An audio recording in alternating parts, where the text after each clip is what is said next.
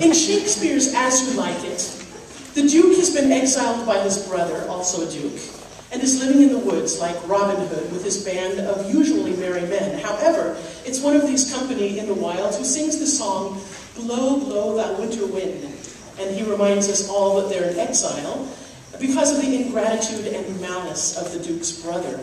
He compares the harsh, rude winter wind to man's ingratitude and turning one's back on a friend, both of which are seen worse than the biting wind.